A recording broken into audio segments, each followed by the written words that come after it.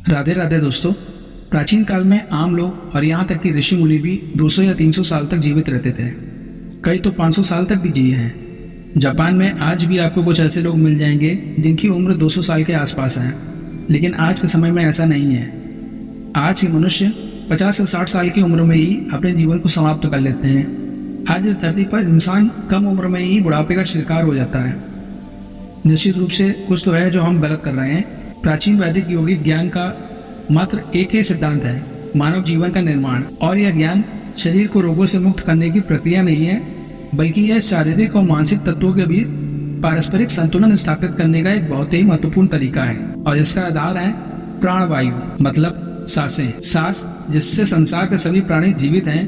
दोस्तों, श्वास विज्ञान में सांस लेने की कुछ ऐसी तकनीकें हैं और तरीके बताए गए हैं जिन्हें जानने और समझने के बाद आप अपने शरीर को पूरी तरह से स्वस्थ बना सकते हैं, और यहाँ तक कि आप अपनी उम्र भी बढ़ा सकते हैं। शायद ये बातें आपको मजाक जैसी लग रही हों और आप यह भी सोच सकते हैं कि अगर ऐसा होता तो कोई डॉक्टर के पास क्यों जाता। दोस्तों, हो सकता है आप अभी भी सही हो, लेकिन कुछ देर मेरे साथ रहें और इस विज्ञान को समझें। इस वीडियो में आपको ऐसे ही कुछ सत्य मिलेंगे। आप कुछ ऐसी तकनीकों के बारे में जानेंगे जो वास्तव में आपके शरीर को स्वस्थ और पूर्ण रूप से स्वस्थ बना सकती है, और आपके दिमाग को सुपर ब्रेन बनाया जा सकता है। दोस्तों, ये बात सच भी है। अगर आप इन तकनीकों को अपने जीवन में प्रयोग करते हैं, आप कुछ ऐसी दिव्य शक्ति भी प्राप्त कर सकते हैं जो वास्तव में किसी भी साधारण व्यक्ति को असाधारण व्यक्ति बना सकती है। उसको अद्भुत शक्तियाँ प्राप्त हो सकती हैं। दोस्तों, मैं अभिनव आपका स्वागत करता हूँ अपने यूट्यूब चैनल अनंत सूत्र में, और इसी तरह की इन्फॉर्मेटिव वीडियो देखने के लिए कृपया चैनल को सब्सक्राइब जरूर करें। दोस्तों, मैं आपको जिस प्राचीन वैदिक यौगिक ज्ञान के बारे में बताने जा रहा हूँ, यह विज्ञान केवल श्वासों पर ही आधारित है। यह वीडियो बड़ा जरूर है, लेकिन यह एक बहुत ही उपयोगी और अद्भुत जानकारी के साथ है जो आपके शरीर की कई समस्याओं का समाधान जड़ से कर सकता है। इस वीडियो के लास्ट में ध्यान की कुछ ऐसी तकनीकें और तरीके बताए गए हैं जो आपके शरीर और मन को एक नया आयाम दे सकते हैं। तो आप अंत तक साथ बने रहिएगा।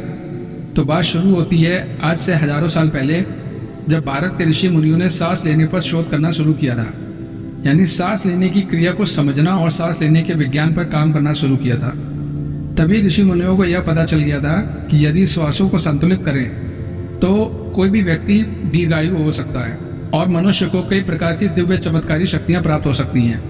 ऋषि मुनि इस बात को भली भांति समझ चुके थे कि भगवान ने हर इंसान को यह शक्ति दी है ताकि वो अपने जीवन अवधि बढ़ा सके, लेकिन इसके लिए उस इंसान को अपनी सांसों की चाल या गति के विज्ञान को समझना होगा।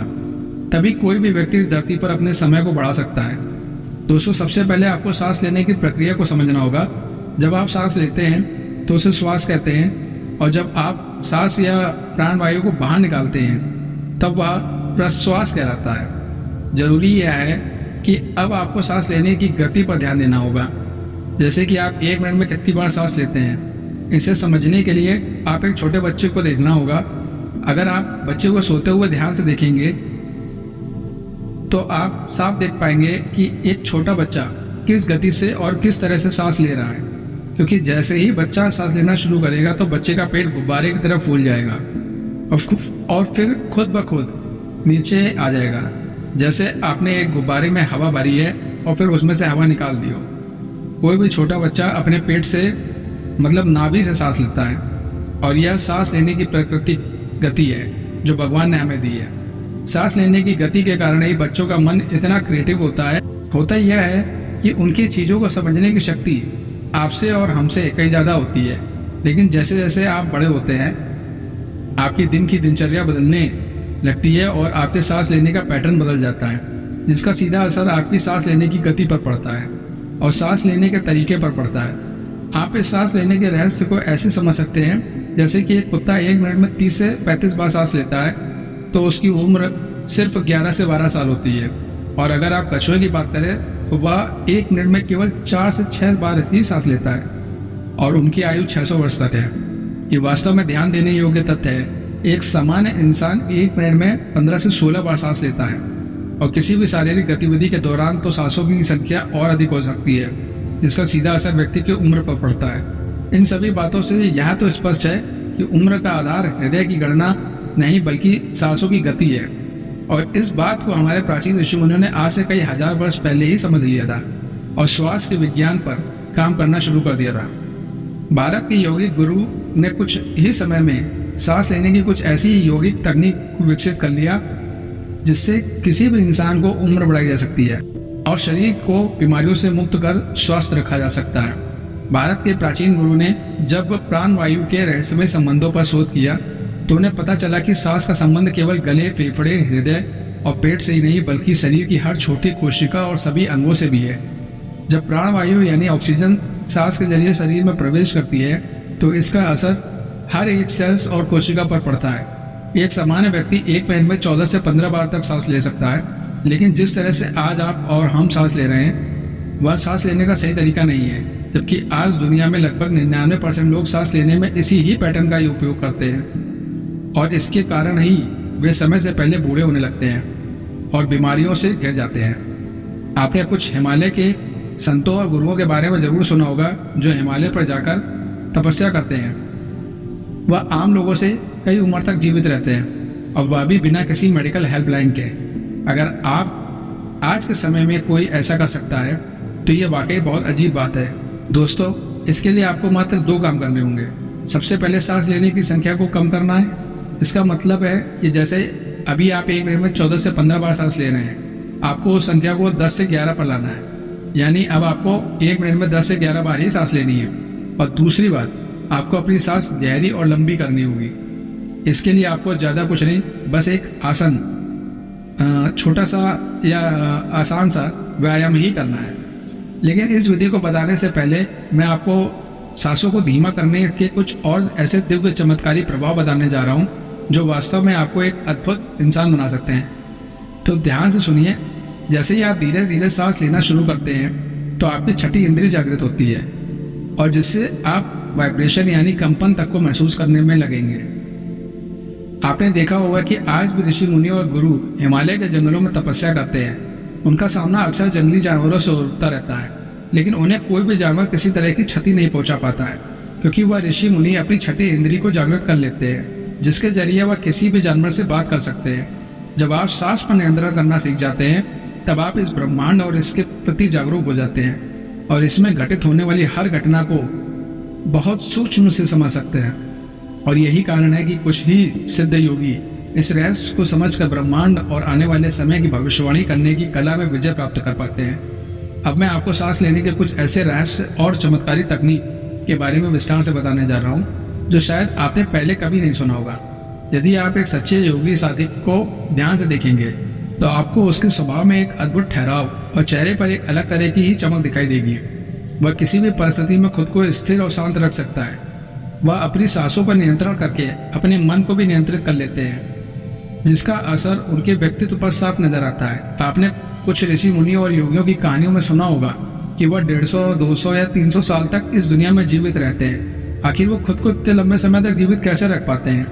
वे खुद को इतने लंबे समय तक जीवित रख पाए क्योंकि वे सांस लेने की तकनीक में बहुत अच्छे से जानते थे, जिससे उनका शरीर लंबे समय तक स्वस्थ रहा। आप जानते हैं कि ध्यान और प्राणायाम का मूल आधार हमारी सांसें हैं और जैसे ही आप अपनी सांसों पर नियंत्रण पा लेते हैं तभी आप भी अपने मन और विचारों पर भी नियंत्रण पा लेते हैं। जैसे हमारा मन होता है वैसे ही हमारी सांसों की चाल या गति भी हो जाती है। या यह कहा जा सकता है कि जैसे हमारी सांसें होंगी वैसे ही हमारी मनोदशा भी हो जाती है। मतलब सब कुछ आपकी सांसों से जुड़ा हुआ है। जो कुछ भी हमारे भीतर होता है और वो भी, और जो हमारे बाहर होता है वह भी।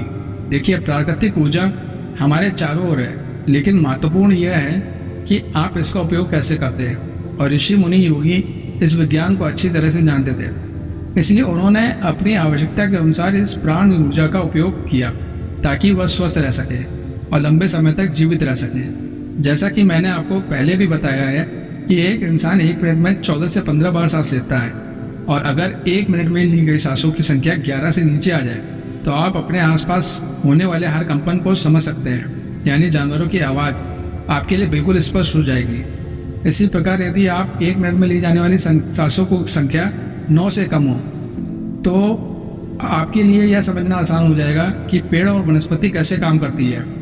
और यदि एक मिनट में ली जाने वाली सांसों की संख्या 6 से कम है तो बेजान चीज़ें कैसे काम करती हैं, इस ज्ञान को आप आसानी से समझ सकते हैं। इसी ज्ञान को पाकर ऋषि मुनि ब्रह्मांड के रहस्यों और उसमें घटने वाली घटनाओं की भविष्यवाणी करने में सक्षम थे। दोस्तों, स्वास्थ्य विज्ञान के अनुसार इस अभ्यास को कोई भी व्यक्ति कर सकता है। इस योग करने से व्यक्ति कई ऐसे काम कर सकता है जो एक सामान्य इंसान की पहुंच से परे हैं। और योग परंपरा में तो यहाँ तक कहा जाता है कि 1 घंटे तक सांसों को रोक करके एक व्यक्ति ने एक मानवीय आयाम का अनुभव कर सकता है। योगिक प्रभाव का पालन करने वाले स्वामी रामा हिमालय की एक गुफा में रहा करते थे।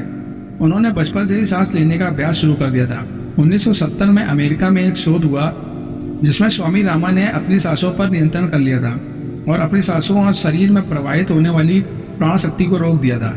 प्रयोगशाला में मौजूद सभी डॉक्टरों ने स्वामी रामा के शरीर पर शोध किया और उन्हें मृत घोषित कर दिया। लेकिन इस अवस्था में भी स्वामी रामा को सब कुछ महसूस हो रहा था और वे अब पूरी तरह से स्वस्थ थे।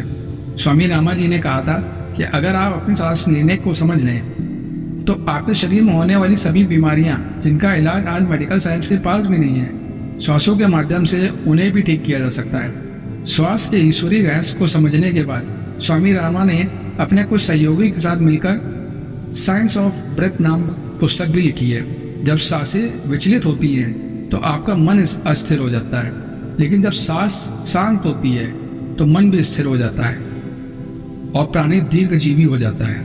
सामान्य स्थिति में जब आप सांस अंदर लेते हैं तो वह सांस आपके शरीर के अंदर 5 से 6 इंच तक जाती है और सांस छोड़ते समय उसकी लंबाई 10 से 12 इंच हो जाती है।